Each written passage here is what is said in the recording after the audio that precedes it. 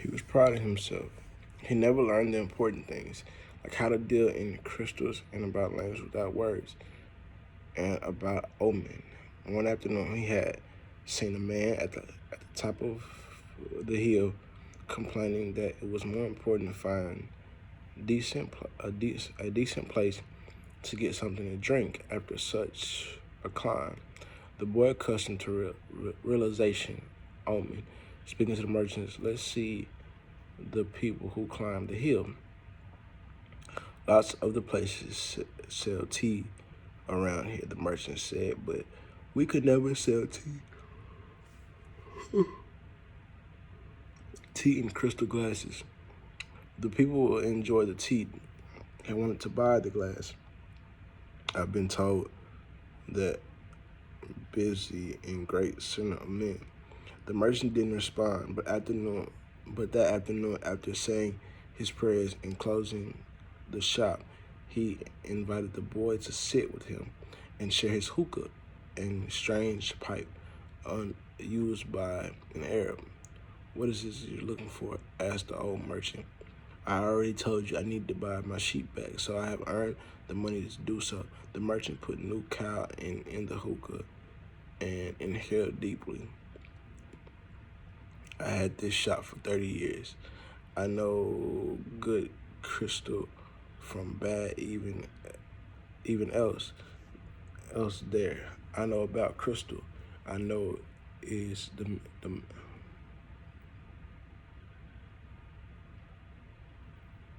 dimension and how it behaves. If we serve tea and crystals, the shop is going to expand. And then I have to change my way of life. Well, isn't that good? I already used the way things are. Before you came, I was thinking about how much time I had wasted in the same place while my friends had moved on, either went bankrupt or did better than they had before. I made me I made me very depressed. It made me very depressed. Now I can see that it hadn't been too bad. The shop exactly the size I always wanted to be. I don't want to change anything because I don't know how to deal with change. I'm so used to the way I am.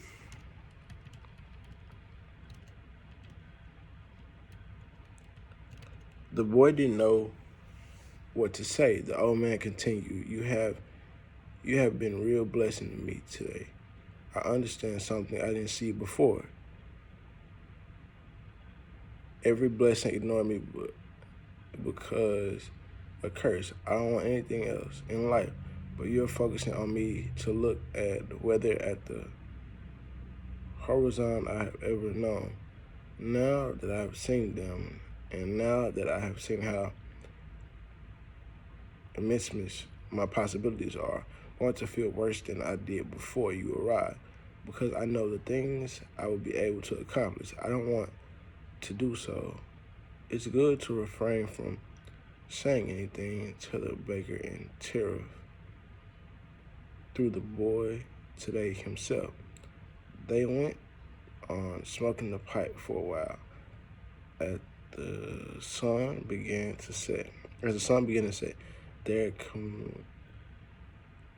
conversing in Arabic. The boy was proud of himself for being able to do so. There had been a time where he thought his sheep could teach him everything he wanted to know the world, but they could never have taught him Arabic. There were probably other things in the world that the sheep couldn't teach me, although the boy had his regards, the old merchant. All they ever do, really, it looks for food and water, and maybe it wasn't that they were teaching me, but that I've learned from them. Mustuba. The merchant said finally, what does that mean? You have to have been born Arabic to understand his answer. But in your language, it would be something like it was written. And as he smothered the coals in the hookah, he told the boy that he could begin to sell tea in crystal glasses. Sometimes there were no way to be hauled back the river. The man claimed the hill. They were tired when they reached the top, but they were there. They were saw the crystal shop offer refreshment tea. They went back to the tea. They went in to drink the tea, which was served in beautiful crystal glasses. My wife never thought of this. Said one, he bought some crystals. He was entertaining guests that night. The guests would be impressed by the beauty of the glassware. The other man remarked that the tea was more difficult when it was served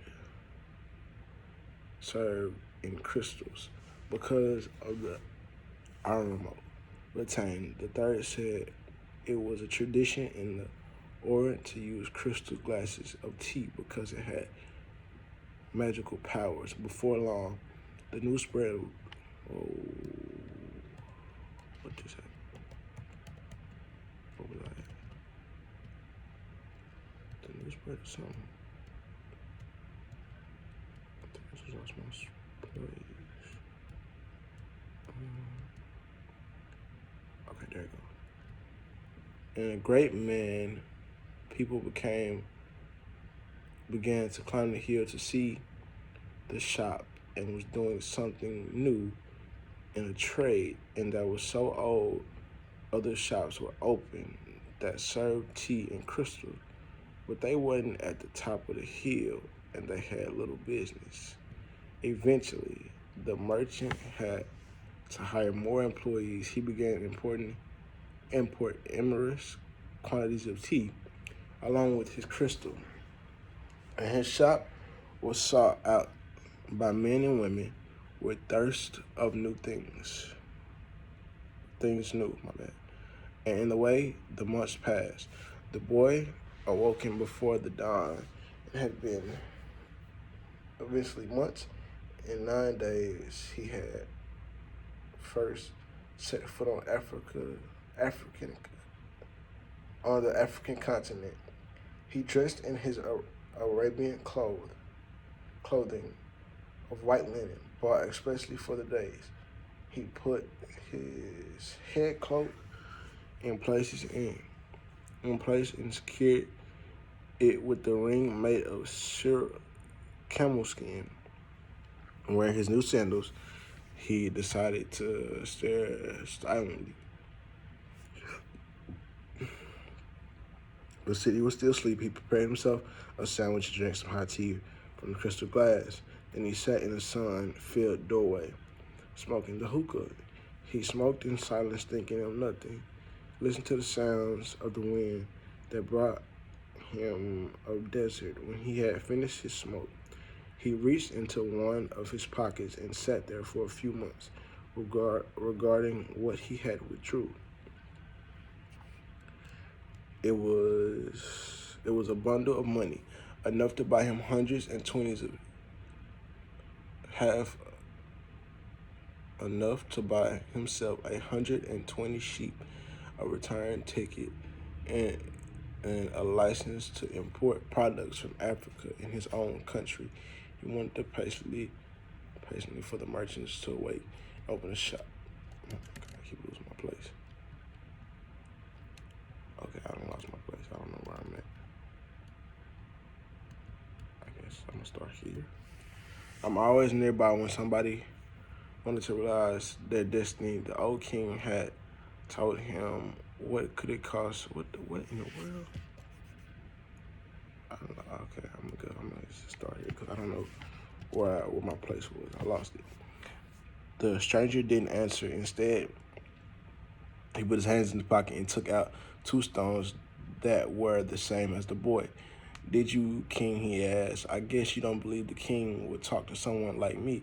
The shepherd, he said, wanting to end the conversation. Nothing at all. The shepherd, who were the first to recognize the king and the result of will refuse the knowledge. So I'm not surprised the king would talk to the shepherd. He went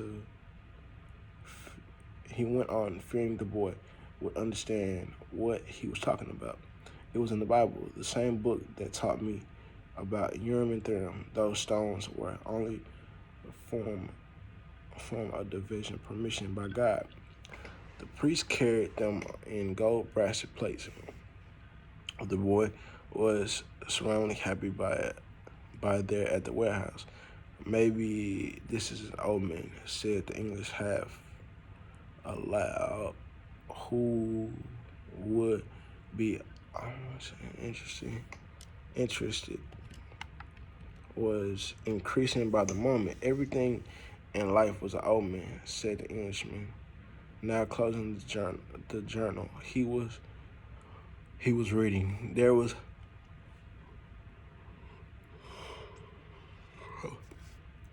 universal language understood by everyone, but already forgotten. In such universal language, among other things. That's why I'm here. I have to find a man who knows the universal language. An alchemist. The conversation was interrupted by the warehouse boss. You and Luck, you too have the fat Arab said.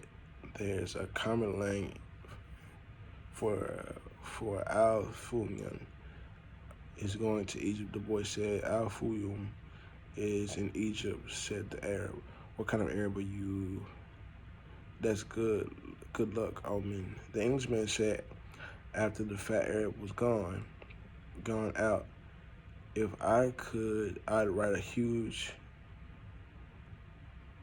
encyclopedia just about the word luck and confidence. It was with those words that the universal language is written. He told the boy it was no coincidence that he had met him with the Urim and Thummim in his hand, and he asked the boy if he had two. We're searching in the alchemist. Looking for a treasure, the boy said.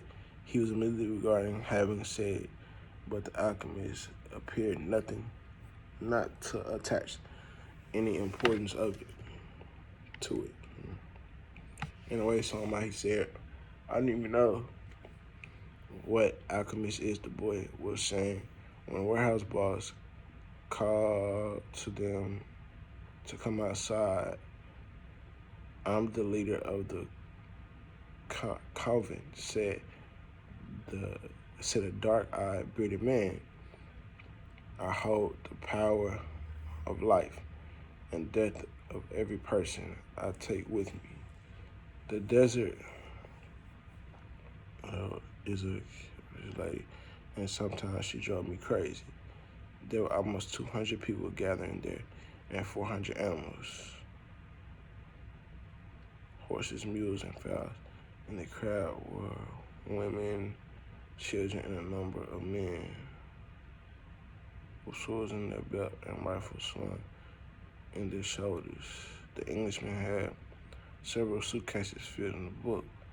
There was a babble of noise, and the leader had to repeat himself several times for everyone to understand what he was saying.